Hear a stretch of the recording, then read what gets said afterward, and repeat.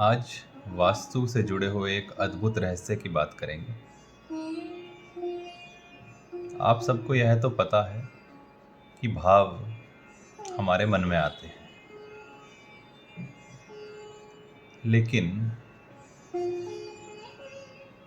भाव का बदलना किसके कंट्रोल में है? क्या आपने इसके बारे में कभी सोचा है? आज आपको यह चीज बता देता हूं। आपके आसपास का वातावरण यानी आपकी सराउंडिंग ही एक ऐसी चीज है जिस पर आपके मन में आने वाला भाव डिपेंड करता है। ठीक है, आप जहां भी बैठे हैं, आपके आसपास जो भी वाइब्रेशंस हैं, उन्हीं पर यह निर्भर करता है कि आपके मन में क्या भाव रहेंगे। और यकीन मानिए, बहुत लोग कहते हैं हम वास्तु नहीं मानते।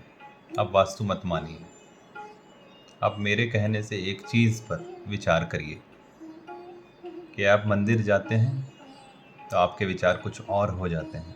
आप अपने घर के कमरे में हैं तो विचार कुछ और है। आप अपने घर के किचन में हैं तो विचार कुछ और है। आप अपने घर के डाइनिंग हॉल में हैं तो कुछ और है। ड्राइंग रूम में हैं तो कुछ और है। आप अपने घर की बालकनी में खड़े हैं तो आपके विचार कुछ और है। यह निरंतर आसपास के वातावरण के बदलने से आपके मन के भाव जो बदलते हैं, इन पर ध्यान दीजिएगा तो आपको मालूम हो जाएगा कि मैं क्या कह रहा हूं। जब तक आपके आसपास के वातावरण में वाइब्रेशंस डिफरेंट नहीं होंगी, विचार आपके कुछ एक तरह के ही रहेंगे। हमेशा आप देखिएगा, बेडरूम में है या आपने स्टडी एरिया में है तो आपके विचार कुछ उसी तरह के होंगे। वहां बैठते ही मन का आईना कुछ और कहने लगेगा। मन पर जो प्रतिबिंब बन रहा है शरीर के बाहर की ऊर्जा का, वह कुछ और बनेगा। वास्तु का मूल है वातावरण, इसलिए वास्तु में रिजल्ट आपको तभी आएंगे जब आप सही दिशा में सो रहे हो, सही दिशा में बैठकर पढ़ाई कर रहे हो, आपके घर का किचन सही दिशा में है, आपके घर के टॉयलेट्स सही दिशा में है। क्योंकि दिशा क्या है? दिशा है सराउंडिंग। तो आपको जहां के भी प्रभाव चाहिए, आपको उस दिशा में होना होगा।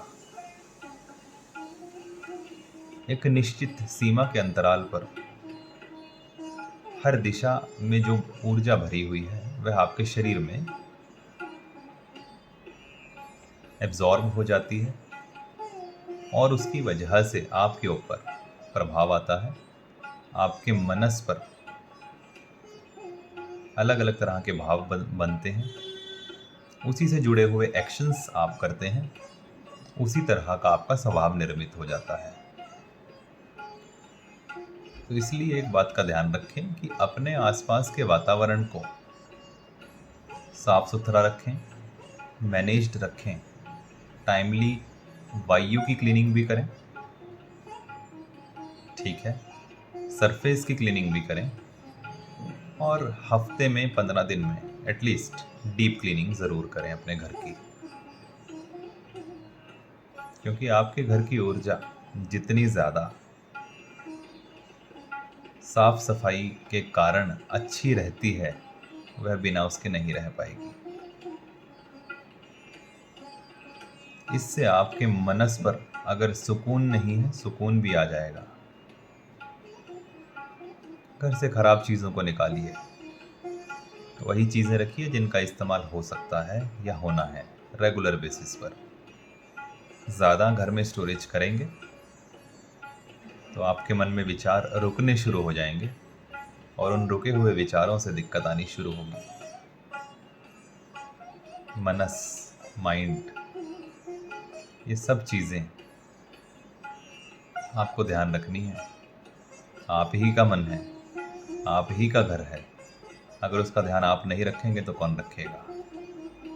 इसलिए मेरा मानना यह है कि साफ सफाई पर बहुत ज़्यादा ध्यान दें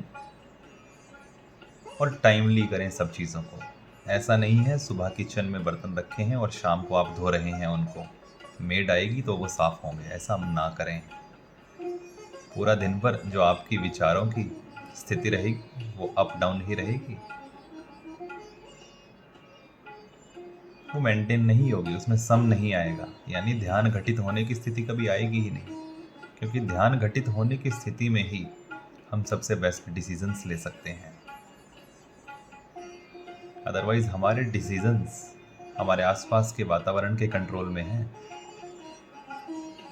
ये बहुत गहरी बात है, इस पर बहुत कार्य किया है, इसलिए आपको आज इतनी सूक्ष्मता से इसके बारे में बता पा रहा हूँ। किसी के भी साथ हाथ मिलाने से पहले 100 बार सोचें। अगर वाइब्रेशंस किसी की अच्छी नहीं आ रही आपको, यानी अभी आपके आसपास कोई व्यक्ति है और आपको उससे वाइब्रेशंस अच्छी नहीं आ रही, तो कोशिश करें ज़्यादा वक्त वहाँ ना रहें, भले ही कितना ही इम्पोर्टेंट काम, बात करें और चले जाएं। इससे भी आपके शारीरिक मनस पर आपको फ़ायदा मिलेगा। सराउंडिंग का मतलब है चाहे वो लोग हों, चाहे वो आपके गैजेट्स हों, चाहे वो आपकी बुक्स हों, चाहे आपका फर्नीचर हो, anything, every matter and non matter, दोनों चीज़ें आपको विचार देती हैं। एक खाली कमरे में और एक भरे हुए कमरे में, जो सामान से भरा हुआ कमरा, दोनों की एनर्जी में बहुत ज़्यादा अंतर होता है और उससे हमारे मनस पर कितना ज़्यादा फर्क पड़ता है अब आप समझ जाएंगे इस चीज़ को। धीरे धीरे ऑब्जर्वेशन कीजिए, you will get my point. धन्यवाद।